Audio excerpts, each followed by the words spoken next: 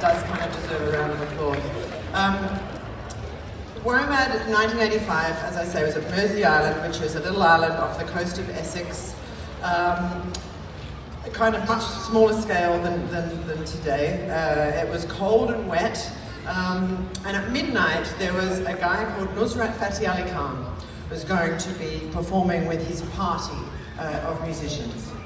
Now, Nusrat was a massive icon on the Indian subcontinent and certainly among the diaspora, all over the world. But this was the first time he was going to be playing to a non-Asian audience, effectively a Western audience. He didn't know what to expect, and certainly neither did the crowd. So if you can imagine, and you know, certainly these people here can I'm sure if they put their hands up later tell you more about it, but as I say, cold and wet, and then Nusrat, who's a big guy, a Qawwali singer, so just to contextualize that, Qawwali being Sufi devotional singing. It's a devotional branch of Islam, where it's almost like you have a hotline to Allah, to God, and you get incredibly, as you'll see, you know, this beautiful transcendental kind of singing. So there you are, a bit cold, Mersia Island. Nusrat comes on, a big guy with his party of musicians, 2 rows of musicians on tabla, harmonium and voice, and they start to play. And what happened? You put your hands up. Was it just phenomenal? Did you actually see Nusrat? Yeah. Oh, there's a yes. So and that what happened with that show was that Nusrat went on to really bond certainly with Womad, and went all around the world with the Womad Festival, and with Peter Gabriel, of course, who is the founder of Womad.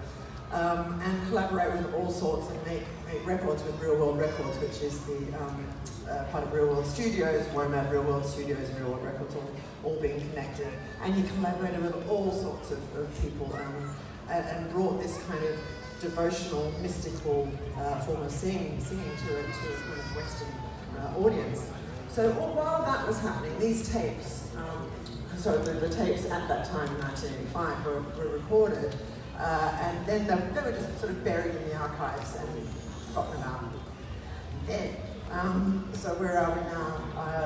Over 3 decades later, they were discovered deep in the real world vaults.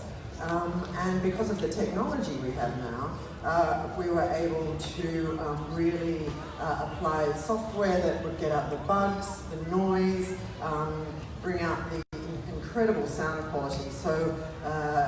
Very, very excited to be able to present what Real World and Ollie Jacobs, who I'll be talking to in a minute, has done. What can I say? I mean, it's astounding what you're going to hear. I mean, I'd love you to sort of imagine that you're at Mersia Island in 1985, and this is the sort of thing that's going to be absolutely blowing you away. What can I say? So we're going to show a little film because there's some people certainly in the audience that were there at the time and very instrumental in bringing Nusrat to a wider audience. Mr. Ahmed from the Oriental Star Agency is here. We're very blessed to have him here. He's in the film. I think we'll show the film and then I'll bring Ollie on and we'll have a little bit of a chat about how we've actually made this into a listening experience. Okay, so can we bring on, can we start the film, please?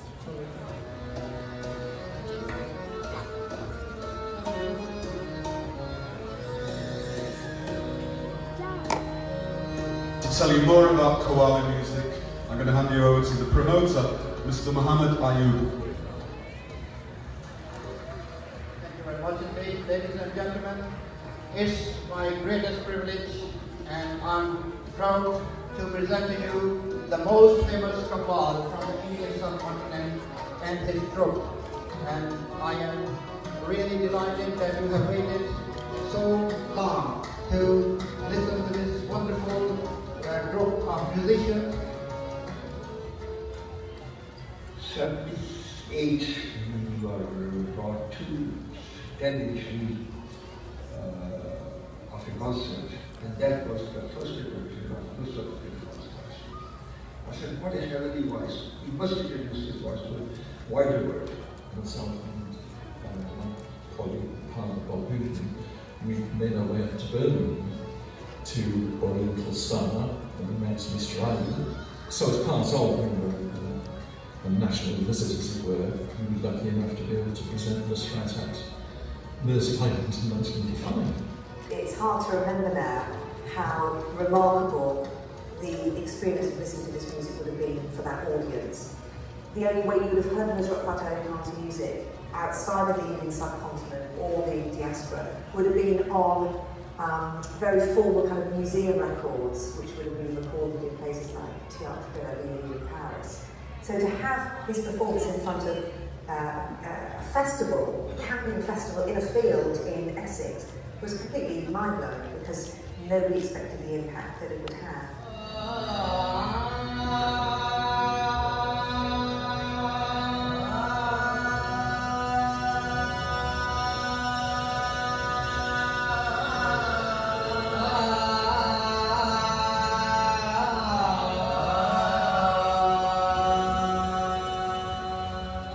His performance was at a midnight and a weekend.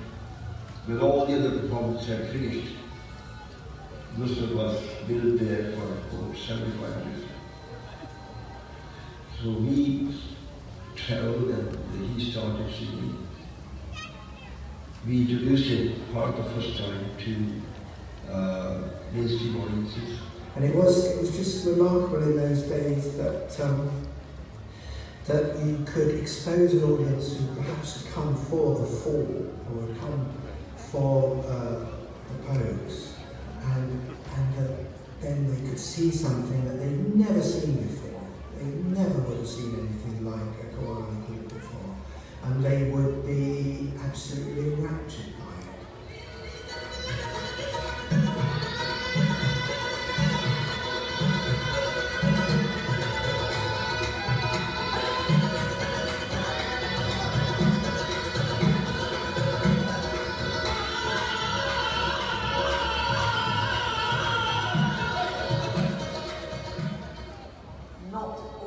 Womad Festival performances are recorded in a multi-track way to give us something of this quality. So, looking back, it's just a fantastic twist of fate. Everything's spread across multiple tapes. Each one of these is about half an hour long, and so we've got 5 of them. So that's 2.5 hours.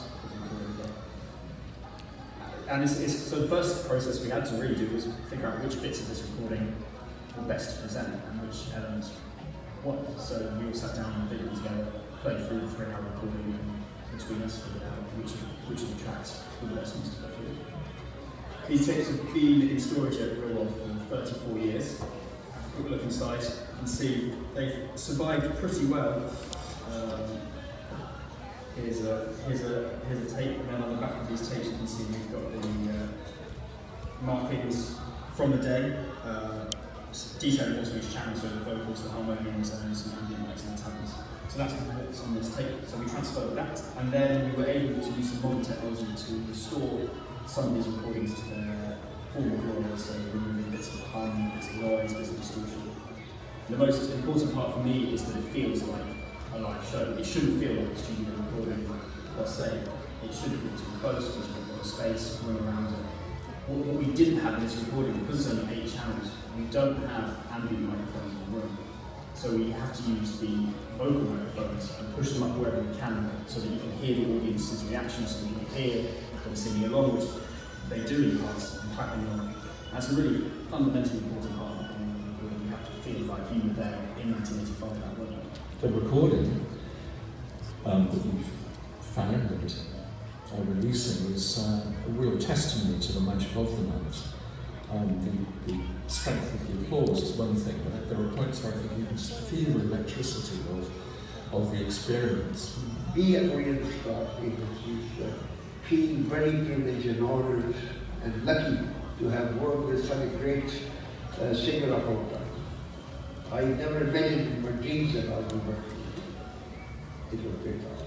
It was a great honor for us to go to Peter Gabriel, who gave a projection to the world stage, as Womad Festival. And that 1985 concert was the start of his fame to it.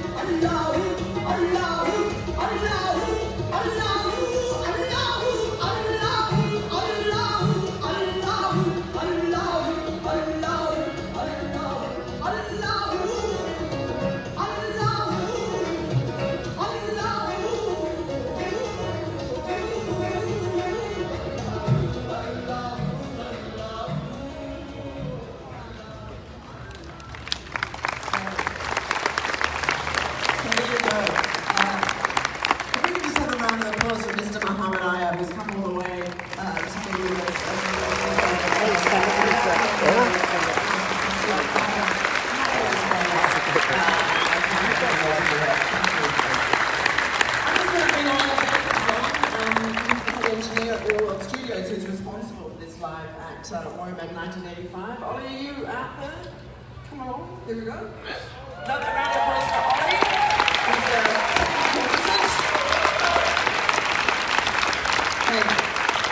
So, you spoke a little bit about what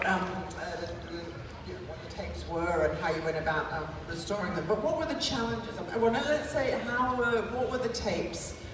What was the sound like that you had to start off with? So it was fairly good to begin with. And you can really hear the audience growing throughout the tracks. We had a few issues with bits of distortion here or there, the odd bit of noise. It's a live recording, it's 1985, we're on 8-track now on tape. Fortunately, in the last 5-10 years, restoration technology has got so good that we've been able to eliminate a lot of this, and hopefully when you hear this, you'll hear it as close as we can get it to how it actually was back in 85. But yeah, it's worth saying that had we tried to release this album 10 years ago and we stumbled across the tapes then, we wouldn't have been able to fix a lot of the problems that we've been able to fix now. So for the real tech heads, what were some of the biggest challenges in terms of audio for trying to kind of bring it up to a sort of 2019 worthy listening experience? So, are you ready for some technicalities on a Sunday afternoon? Briefly. So, actually on the tape boxes, the engineer who recorded it wrote an apology note saying, "I'm really sorry if the vocal levels are changing a lot." So we just get some distortion, we have some very loud clapping while I use it. So using modern technology, we're actually able to bring that clapping down to help bring out the Nusrats and the voices. What else was there? And there was a boy who sings, and he had a very distorted microphone to begin with as well. But again, we were able to completely remove it using this new technology.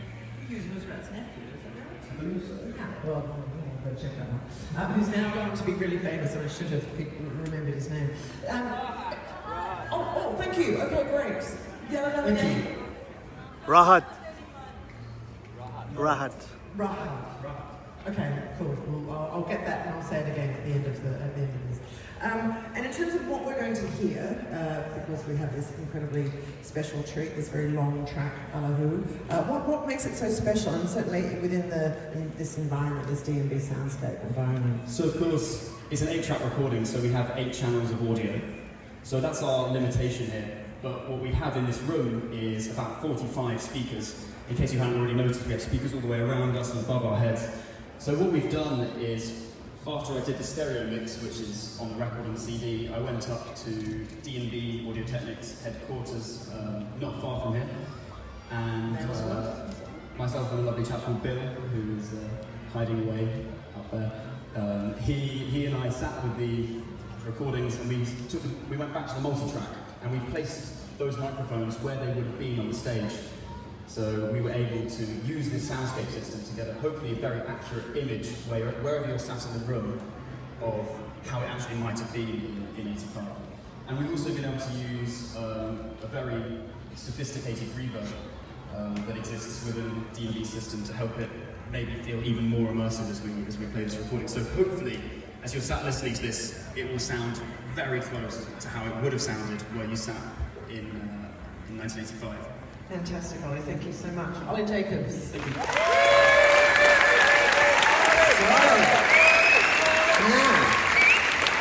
Just to point out that what you're about to hear is one track on the Live at Womad 1985 album that's being released this weekend. And also just to reiterate, you are the very, very first audience to hear this Allahu, this track. And Live at Womad 1985 will be available at the Womad shop on CD, vinyl and download. But now let's all imagine we're in Mersia Island, 1985.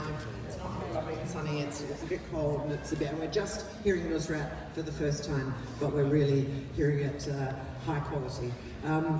Here we go, Allahu.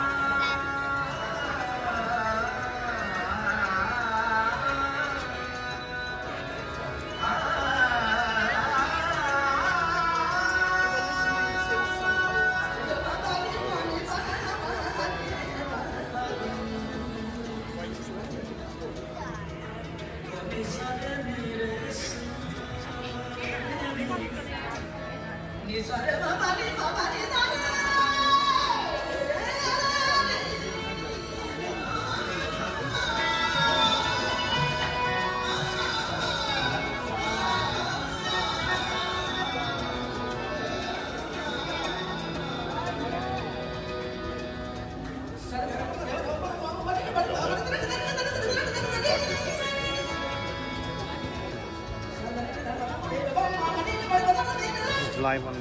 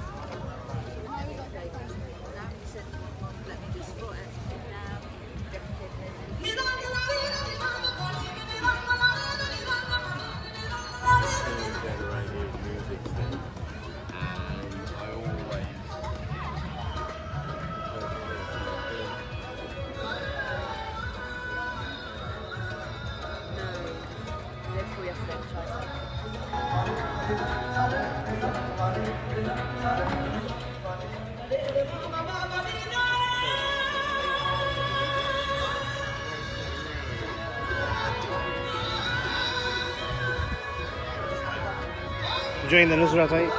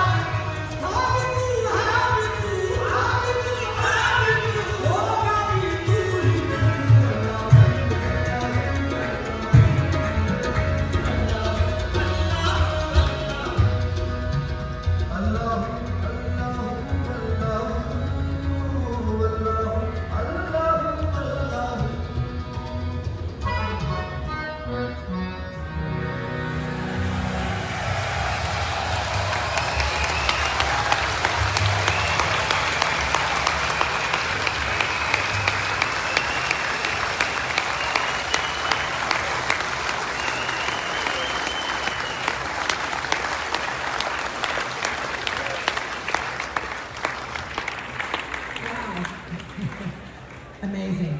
I think another round of applause for, I don't know, Nusrat.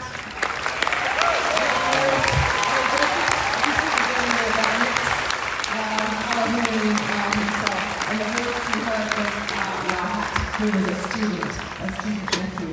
And I suppose the thing to say again is how blown away Nusrat and his party were by the reaction he got from Womad at Mersia Island. And that's the whole point about Womad as well, as this which is what you're doing now in 2019, going off and discovering acts that you might have had no idea about previously, and that two-way communion with artist and audience is kind of what Womad's all about.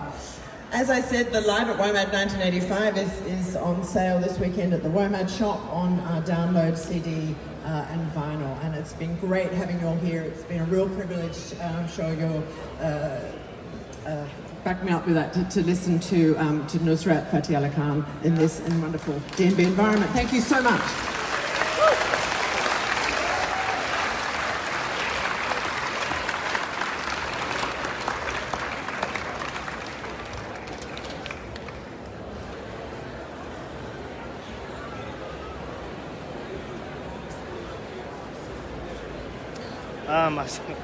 Can I go out again? Thanks for that. DNB, Rashid. Hi. You know, because you played in the 90s as well at Womad. Yes. Womad. Have they got the tapes for the 90s? They have, I think, but they're releasing the first one first. Oh, then they got it. Wonderful.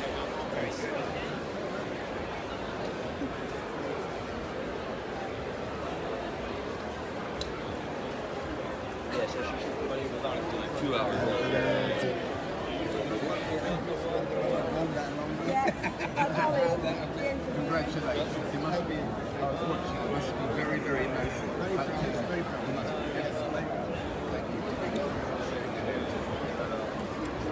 Wow, what a experience that was. The audience were very much joining in.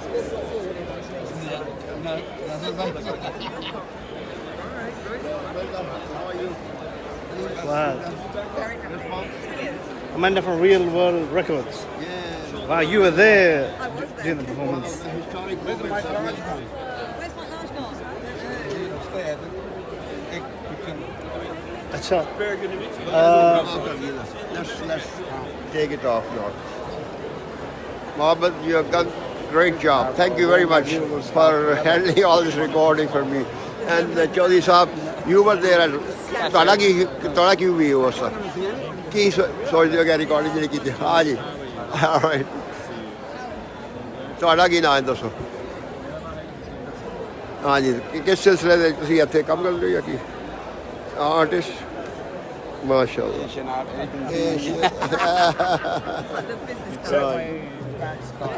okay lovely thank you Amanda for giving us the opportunity to relive that wonderful historic moments. Yeah, it brings back lots of memories. I remember first time Nusrat was introduced to the world. And Rashid, you did a great job taking him around the world as well. Yeah, and Abid Saab, thank you once again. And you have brought new Qawwals, Janab Faryad Ali. Yeah, baat hai. Thank you. Lovely. Thank you very much indeed, audience. This is a lovely, lovely experience.